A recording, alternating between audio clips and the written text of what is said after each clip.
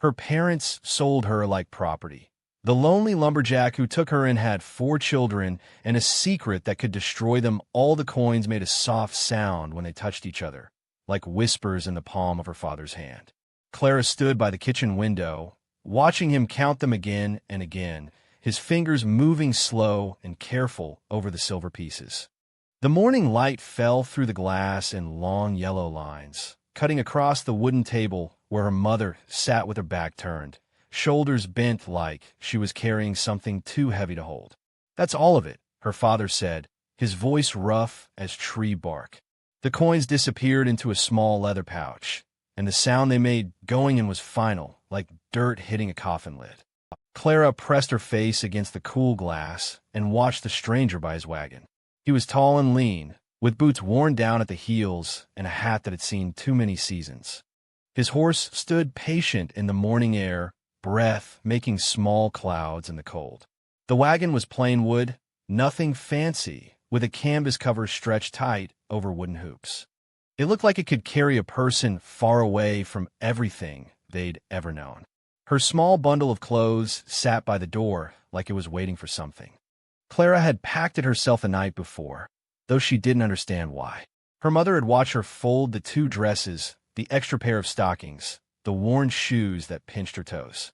The bundle was tied with a piece of rope, and it looked smaller than Clara remembered her life being. "Why won't you look at me, Mama?" Clara asked, but her mother's shoulders just curled forward more, like she was trying to disappear into herself. The stranger knocked on the door then, 3 soft taps that seemed too quiet for what was happening. Her father opened it without looking back at Clara, and the man stepped inside, bringing the smell of leather and pine and something else, something that reminded Clara of distances too far to walk home from. "Thomas Whitmore," the man said, taking off his hat. His hair was the color of dust, and his eyes were gray like storm clouds. "We spoke yesterday." "Yes," her father said. "We did." Thomas looked at Clara then, and she saw something in his face that she couldn't name. It wasn't unkind, but it was heavy, like he was carrying his own bundle of things too difficult to explain. His gaze moved from her face to the small bundle by the door, and she watched him understand what that meant. "She's a good girl," her father said, his voice breaking on the words like they were too big for his mouth. "She can read some. Knows her numbers. She's strong." Clara wanted to ask why they were talking about her like she wasn't standing right there, but something in the air made words feel dangerous. The silence in the room was thick as honey, sweet and slow and hard to move through. Thomas nodded and reached into his coat. He pulled out a small cloth bag, and Clara heard the soft music of coins moving against each other. Her father took the bag with hands that shook, and for a moment, the 2 men just stood there, looking at anything except Clara. "I'll take good care of her," Thomas said quietly. "I give you my word." Her father nodded, but he still wouldn't look at Clara. His eyes were red around the edges, like he'd been staring into smoke.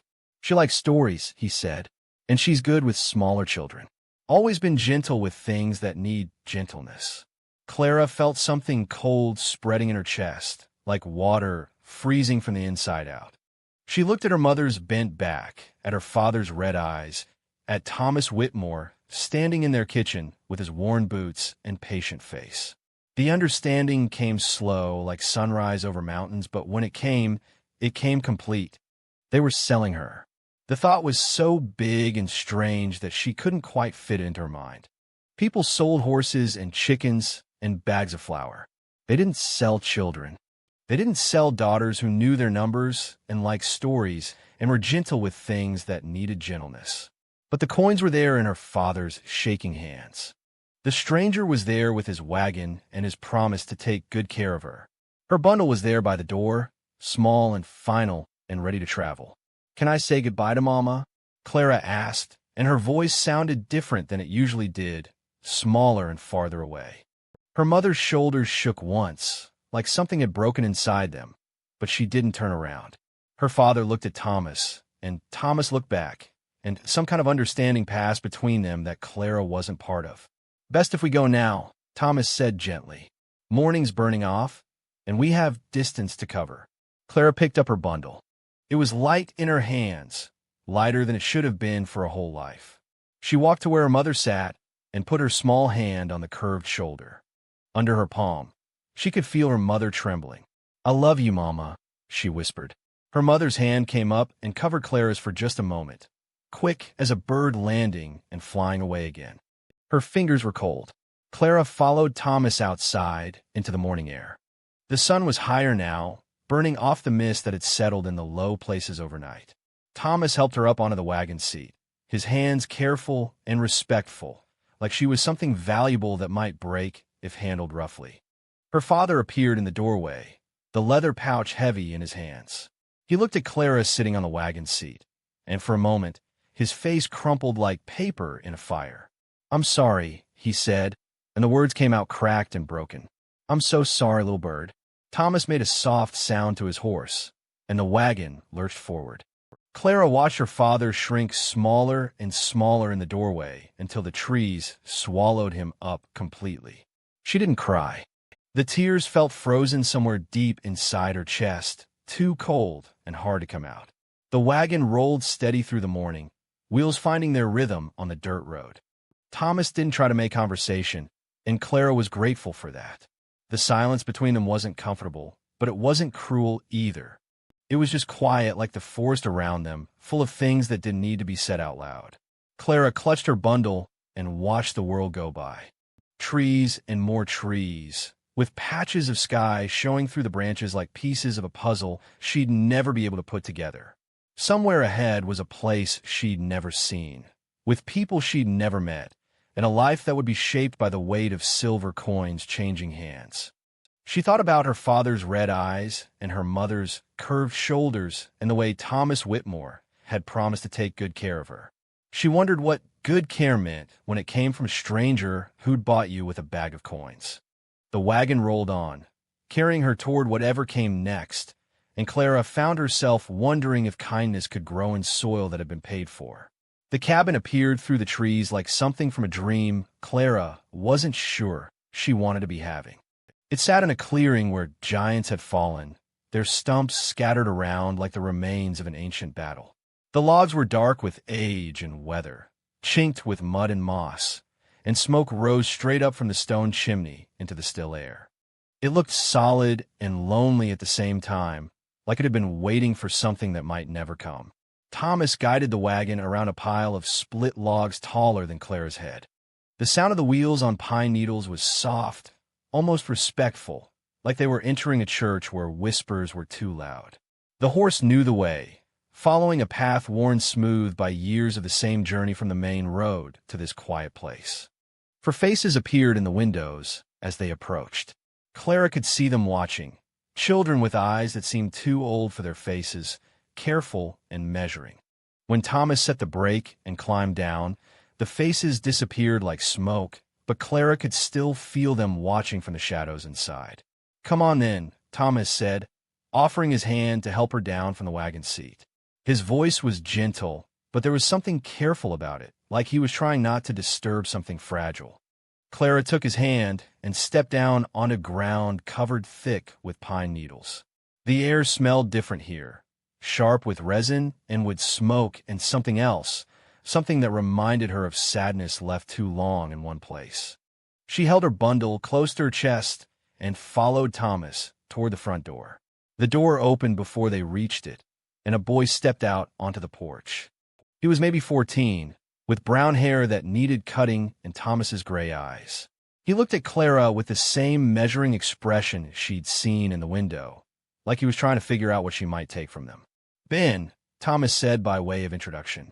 "This is Clara. She'll be staying with us." Ben nodded, but didn't speak.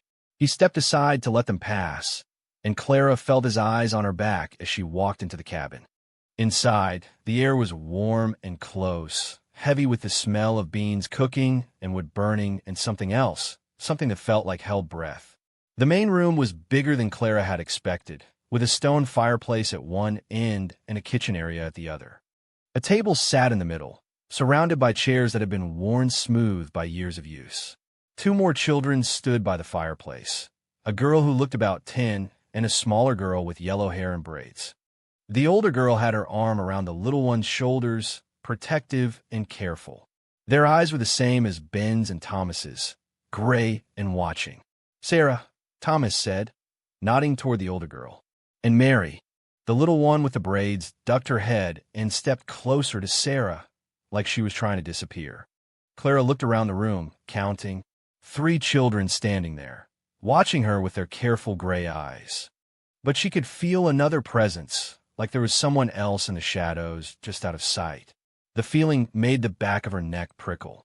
"Where's Luke?" Thomas asked, and Clara noticed how his voice got softer when he said the name. Sarah glanced toward a doorway that led to what must be the bedrooms. "He's in there," she said quietly. "He heard the wagon." Thomas nodded like this explained something important. He set Clara's bundle down by the door and moved toward the kitchen area, where a large pot bubbled over the fire. "Supper's nearly ready," he said. "Clara, you can sit wherever you like." Clara chose a chair at the end of the table, somewhere she could see the whole room. Ben took the chair across from her, still watching with those measuring eyes. Sarah and Mary sat together on one side, Sarah's arms still around the little girl's shoulders. Thomas ladled beans from the pot into chipped bowls, his movements careful and practiced. Clara watched his hands and saw what she'd noticed in the wagon, a slight tremor, like something inside him was shaking even when the rest of him was still. He set a bowl in front of each of them, the beans thick with bits of salt pork and onion.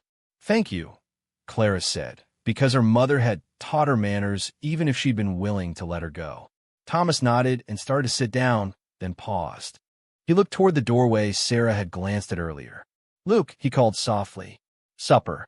They waited. Clara could hear the fire crackling and Ben's spoon scraping against his bowl and something that might have been footsteps in the other room. But no one came. After a long moment, Thomas sat down and picked up his spoon. "He'll eat later," he said, but Clara could hear something heavy in his voice, like disappointment that had settled in deep and made itself at home. They ate in silence, the quiet broken only by the small sounds of spoons and swallowing and the fire settling in the grate. Clara found herself looking at the empty chair next to Thomas, wondering about Luke, who heard wagons but didn't come for supper.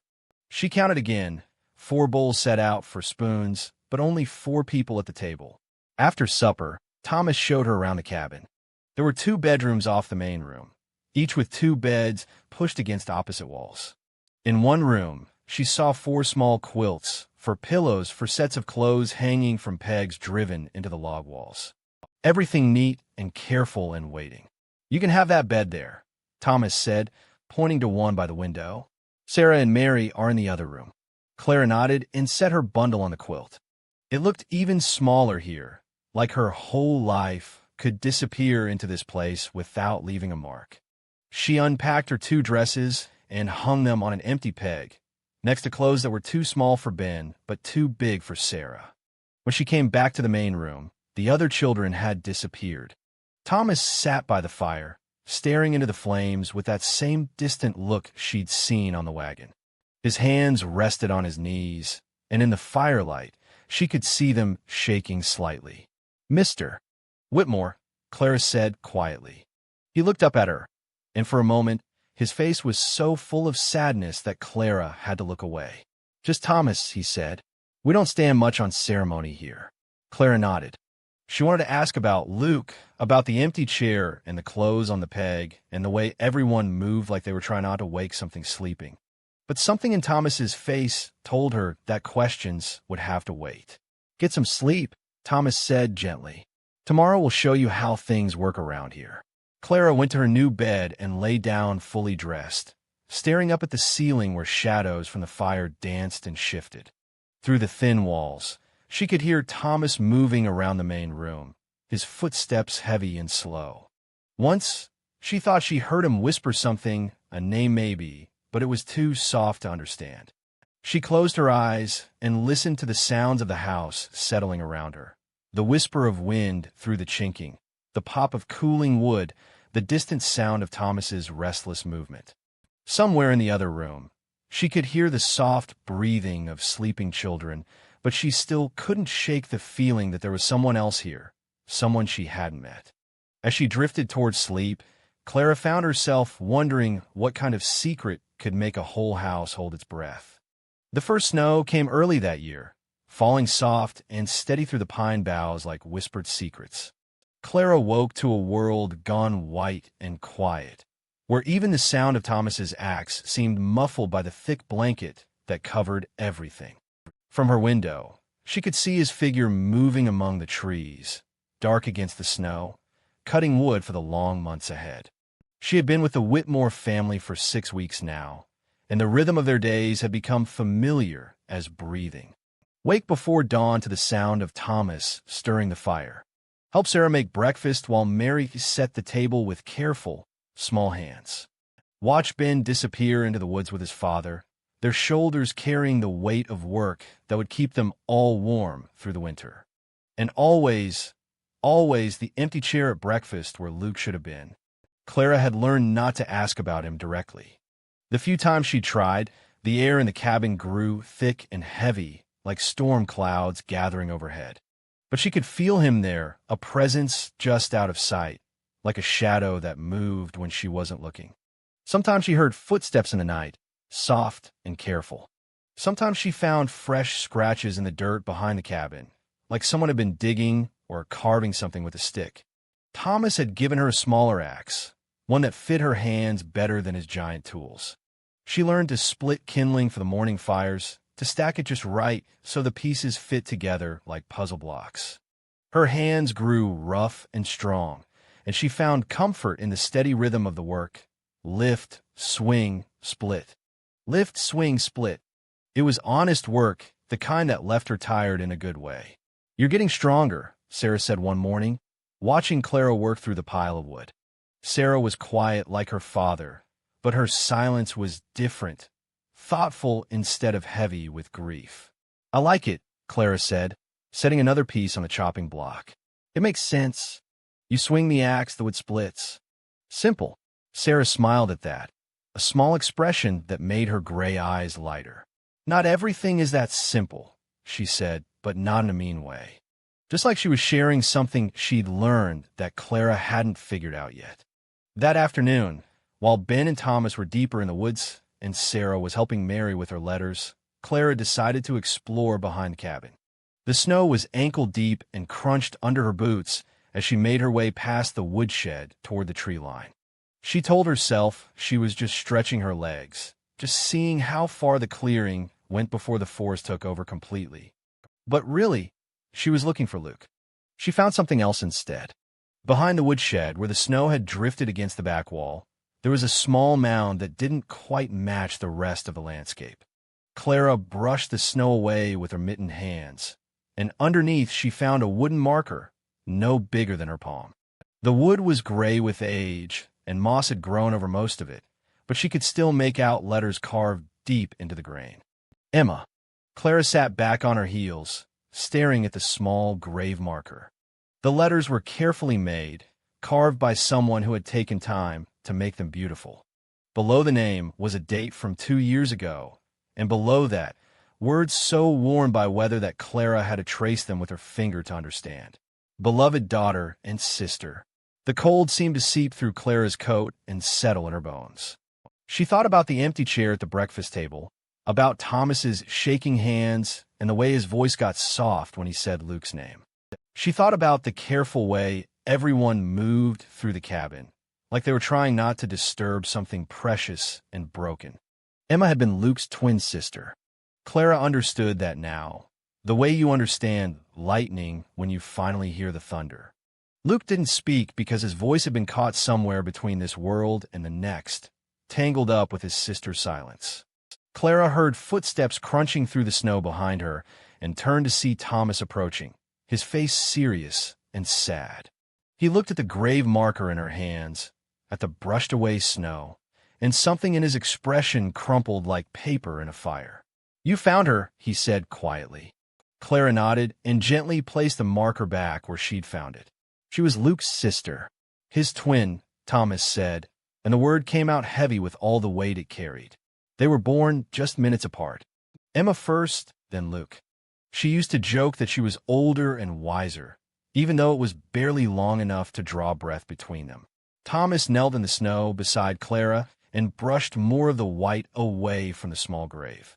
His movements were gentle, respectful, like he was touching something sacred. She got sick 2 winters ago, fever that wouldn't break. Luke sat by her bed for 3 days, holding her hand, talking to her even when she couldn't talk back. When she died, he stopped talking too, like his words had followed her somewhere we can't reach. Clara felt tears freezing on her cheeks before she realized she was crying.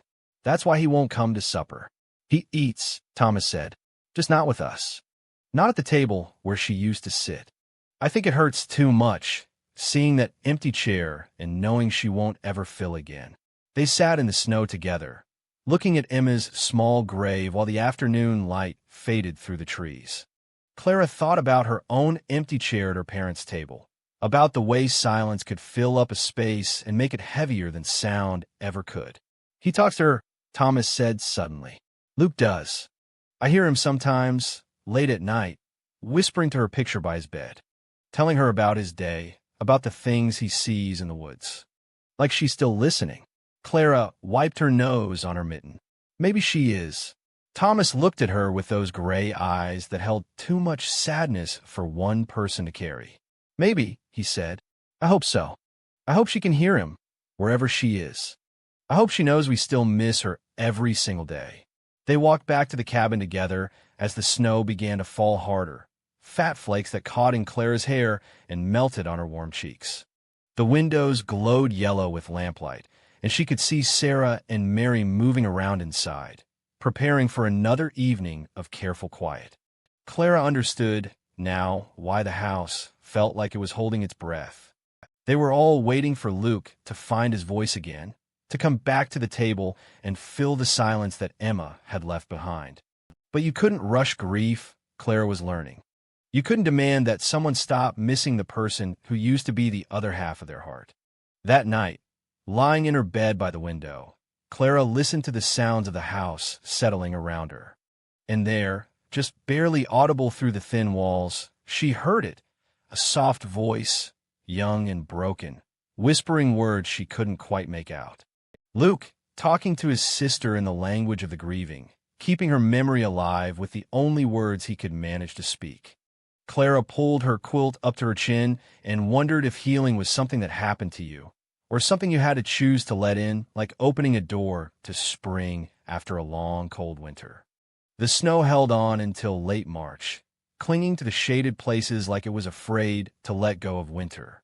But Clara could smell spring in the air, something green and hopeful that made her want to open all the windows and shake the dust from the quilts. The creek behind the cabin began to run louder as the ice broke up, and sometimes she caught Thomas standing on the porch in the early morning, listening to the water sing its way down the mountain. His hand had stopped shaking so much. Clara noticed it first when he served breakfast one morning, the way he set down her bowl without the small tremor that had marked all his movements through the winter.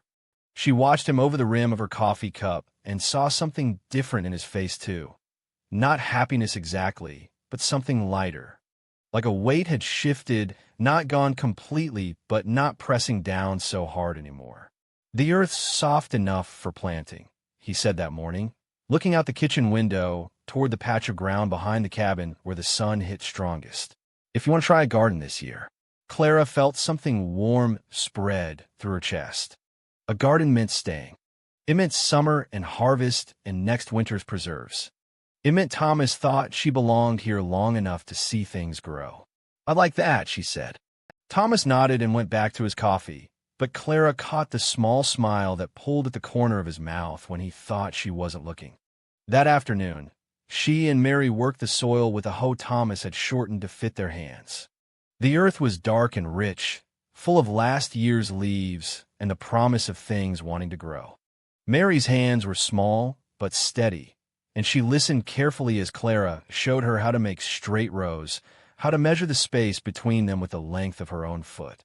Emma loved gardens, Mary said suddenly, pressing a bean seed into the soft dirt. She said plants were like prayers. You put them in the ground and hope God was listening. It was the first time Clara had heard any of them speak Emma's name out loud, and the sound of it hung in the air between them like something precious and fragile. Clara kept working, giving Mary space for the words that seemed to want to come. "She would have liked you," Mary continued, her voice soft as the spring breeze. "She was always bringing home hurt things.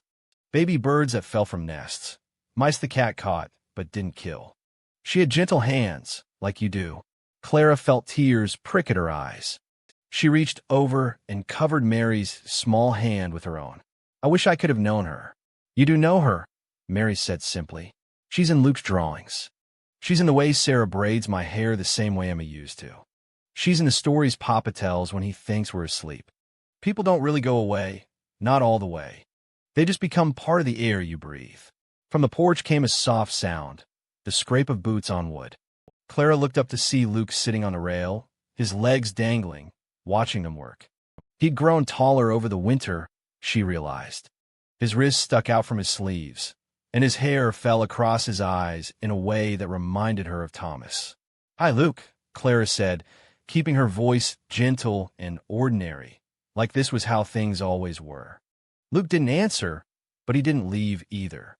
He just sat there, swinging his legs and watching as they planted the rows of beans and carrots and the tiny lettuce seeds that looked like dust in Clara's palm. Over the following weeks, spring took hold of the mountain like a slow green fire. The trees budded, then leafed out in that tender green that was almost too bright to look at. Wild flowers appeared in the meadows, Indian paintbrush and lupin and tiny white flowers Clara couldn't name. The creek ran strong and clear, and sometimes Clara could hear Thomas humming while he worked, a low tune that seemed to match the rhythm of his axe. The children began to change too, in small ways that might have gone unnoticed if Clara hadn't been watching so carefully. Ben started staying closer to the cabin instead of disappearing into the woods every chance he got. Sarah laughed at something Mary said over dinner, a real laugh that filled the room with unexpected music. And Luke came to sit on the porch more often, sometimes bringing a piece of charcoal and paper to draw pictures of the garden, the growing plants, the way the light fell through the new leaves. One evening in late April, as Clara was washing the supper dishes, she heard something that made her hands go still in the soapy water. From the porch came a voice, young and uncertain, speaking words she'd been waiting months to hear. "The beans are coming up," Luke said to Mary, who was sitting beside him on the steps. Emma would have liked them. She always said beans looked like little green soldiers marching up out of the ground. Clara's heart hammered against her ribs. She dried her hands slowly, carefully, trying not to make any sound that might break the spell. Through the window, she could see Thomas frozen in his chair, his evening pipe halfway to his lips. "Tell me more about what Emma liked," Mary said, her voice soft and encouraging. Luke was quiet for a long moment. Then, she liked the way morning looked through the kitchen window. She said it looked like God was painting the world fresh every day. She liked the sound rain made on the roof. His voice broke then, cracked open on the weight of all the words he'd been holding inside for 2 years. But they were coming now, flowing like the creek after the ice breaks up, and Clara knew something important was happening.